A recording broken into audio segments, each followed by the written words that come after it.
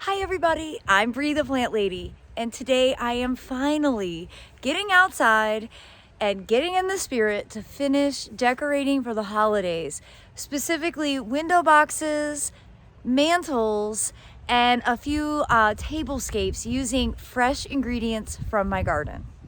Now, it's basically been cold and rainy for a week. Everything has been super wet, so even when I had the time and inclination, I didn't come out and do any of this because everything was so wet, and all of my big garden aspirations have been put on hold until things dry out a bit.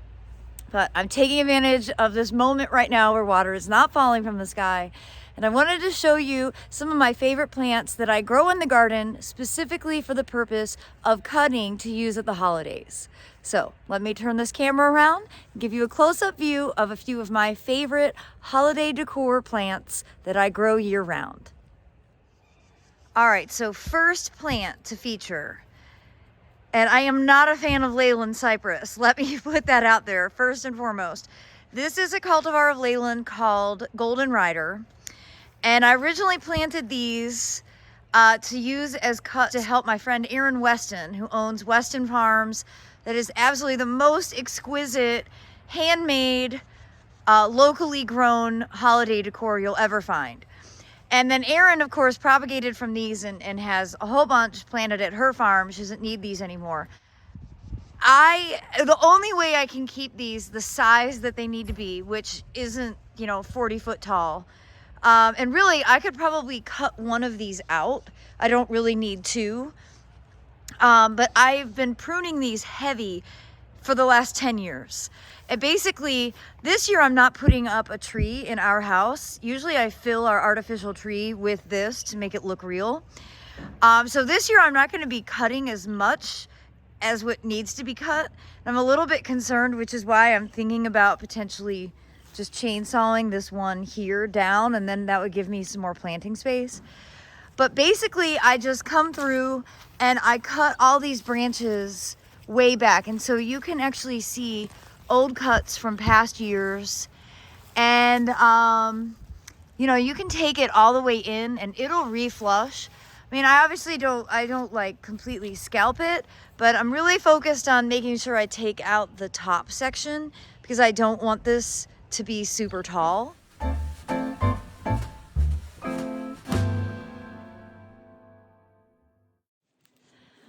Now, another favorite plant to use in holiday decor has to be the dried flowers of Hydrangea paniculata, and this happens to be the original limelight that consistently is just an enormous plant that really is always covered in flowers.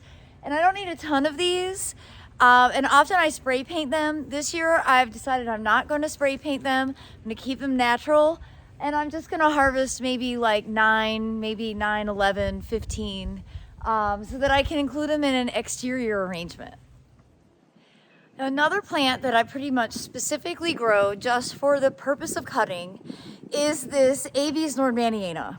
And originally I actually planted this with the intention of cutting it down to actually use as a live tree. I missed the window, it keeps getting bigger. So instead I've decided I'm just gonna kind of lightly limb it up so that it provides more light for all of the things growing underneath it, including hellebores and arum, oxalis, ophiopogon, carex. Reginald's favorite thing in the entire world is carex. I want to shout out to my friends in the world who breed carex. Can you please name one for Reginald? So I'm going to go ahead now and take some of the lower branches. I'm not cutting them all the way back, but I'm cutting them back enough so that there's ample light for the plants that are growing underneath. That's really the goal.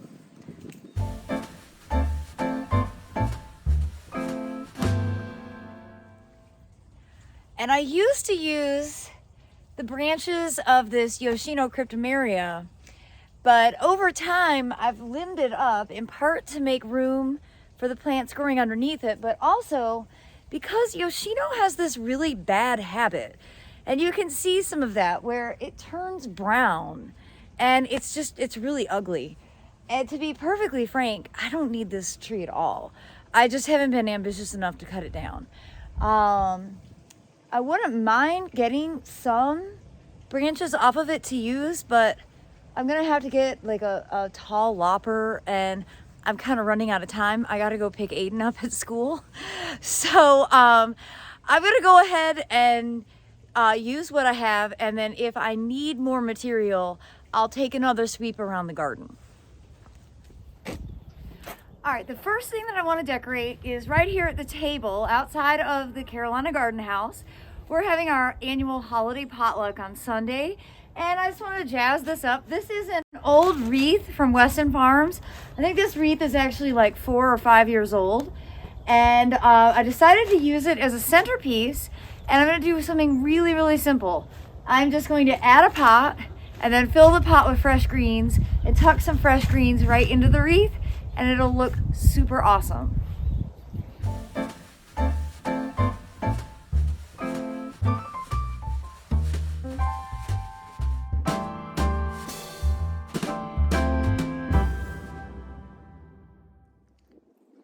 Well, what do you think? It took me about 2 minutes. So you can see there's the old wreath. I already had some wheat and poppies tucked in from last year. And you can see the golden rider Leyland, the Abies Normanniana, the dried hydrangeas, and my extra special foodscape touch. These are the dried pods of black sesame. Actually, it's funny, you can see the black sesame seeds, some have fallen out here on the table. And I just lightly spray painted those so that they would pick up the silver that's on the existing wreath. And I think this is a really pretty entryway. I didn't add any soil or anything to the pot. It's just a ceramic pot with a hole, you can see, and it fit in the center of the wreath, and I just shoved all of that stuff right in. And I think this is gonna be a really pretty way to greet everyone who comes to the holiday potluck on Sunday. Well, I have to say, I am super pleased with how this turned out, and I'm really excited to get inside and show you what I'm gonna do to the mantle. It's the first time in my adult life that I've ever actually had a mantle to decorate, and it happens to be a really special one because it's a live edge walnut from Rescued Wood Rehab. And well, needless to say, I have been daydreaming about how to decorate it for the holidays for an excessively long period of time. So let's head on inside. All right, everybody, we are here in the Carolina Garden House. It's kind of decked out for the holidays. And here is my first ever mantle that I get to finally decorate. We got this last year from a local place called Rescued Wood Rehab. And it's a really beautiful live edge slab of walnut. And I don't really want to cover it up, but I definitely want to have some real greens on here. So I'm just gonna pick from the Abies and that golden rider Leyland, and we'll see what we come up with.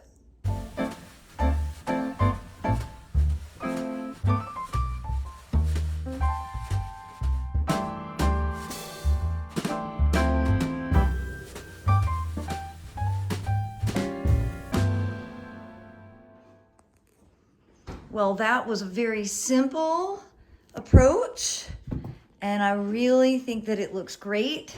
You can see the Leyland and the Abies. Of course, those are some pine cones that I actually collected in California and shipped back. And these are the poppies from last spring that we collected the seeds from, and those have just been spray painted silver.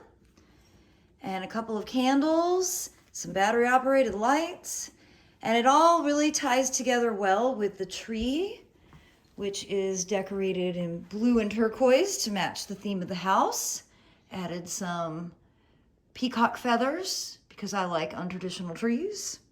And you can see also tucked in the silver poppies into the tree, which is doing a great job at really hiding the kind of bare stalk. You know, obviously this is an artificial tree, and when you don't have stuff filling it, you know, it doesn't look very full. So the poppies are a really great thing to use for that.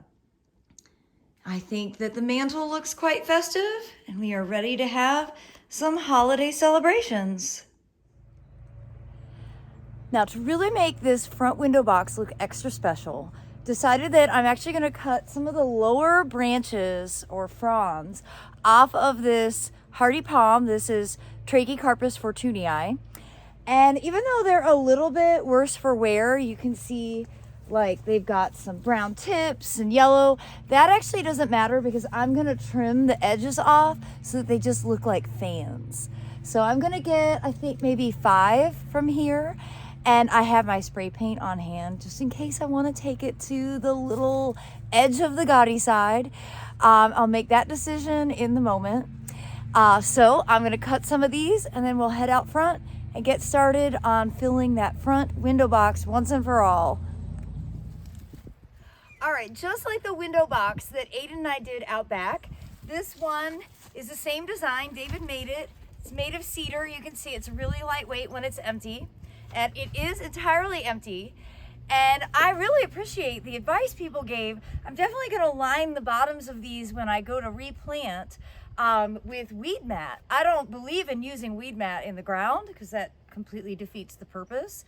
I want ground plane coverage with plants, so weed mat seems stupid. Plus it doesn't really work, but that's beside the point. I'm gonna use it in these window boxes when I go to plant again. But for now, I am gonna fill these with the floral foam because so far that has actually worked out great in the box that we did about 2 weeks ago. And I've got these wet and I'm gonna try and be tricky and just dump them out, but probably don't have the plastic cut well enough. There we go. All right, you can see I'm using 4 for this window box. And I just picked up this floral foam at Michael's. I think, you know, it's pretty readily available most places that do crafts. It's not quite as wet as I'd like it to be, so I'm going to go ahead and fill a watering can. Just make sure that it's fully saturated before I start plugging in all my greens.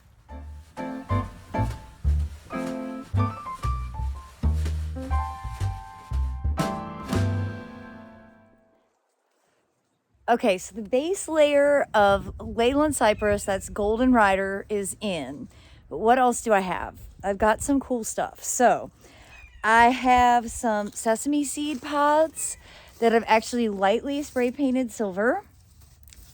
And these are really great upright elements. I also have some lightly spray painted hydrangea paniculata blooms.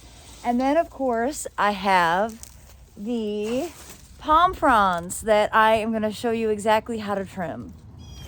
So I learned to do this like 20 years ago when I worked at Montrose, and it's just such an easy way to make a statement.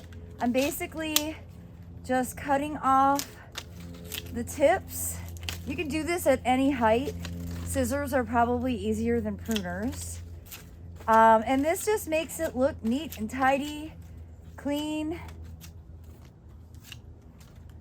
Ta-da! Super easy way to transform some kind of less than ideal looking palm fronds. Now, I think I'm gonna go ahead and ease into the tackiness just a little. And honestly, you won't even really be able to see it, but I'll know I did it. And I'm just gonna lightly spray the front side. Doesn't have to be fully saturated, just a little bit of glimmer.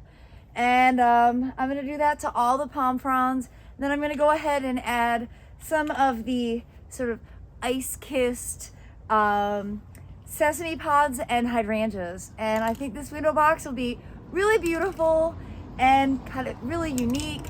I don't think you'll see this window box anywhere else, and that's always my goal.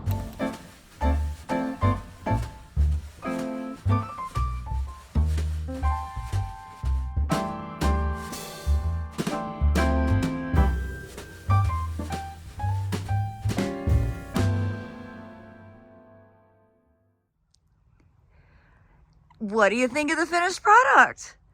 I think it's awesome. It's unusual and unique, and it's really just taking advantage of plants that I grow. You know, I think that the Golden Leyland is a really nice contrast to the silver that is sprayed on the palm fronds, the sesame stalks, and the hydrangea paniculata blooms. And what's really cool is that these hydrangeas were actually grown right here. Like, I cut them down earlier in the season, but right under the tripod is where those flowers came from. And the sesame was grown out in the big bed out there. So they didn't even move very far from where they originated. And I could guarantee there's no one else, really probably in North Carolina, that has a window box that looks anything like this. And for me as a gardener, that's what I'm always trying to achieve, being a little bit different, unique, really expressing my own quirky personality. And I think this window box embraces that quite effectively. And in case you didn't watch our first video about making a window box, here is the window box Aiden and I did about 2 weeks ago. And this is actually the first day that I've added water to it. I really think using that floral foam is a great idea, so everything is staying really fresh and nice. So you can see both of the window boxes have some of the same elements, but they're both uniquely different. Well, I hope you've enjoyed this garden-inspired holiday decorating video. It's certainly been a pleasure for me to put it together. It's something that I really enjoy this time of year, getting to use things that I've grown in a different, unique way, and I do hope you'll be inspired to do the same. Well, be sure to subscribe to the Bree the Plant Lady YouTube channel for more practical gardening advice and a handful of decorating tips. I'm wishing you and your loved ones all the very best this holiday season, and please share this video with your friends so that they can get inspired as well. As always, thanks so much for watching, everyone. Happy holidays.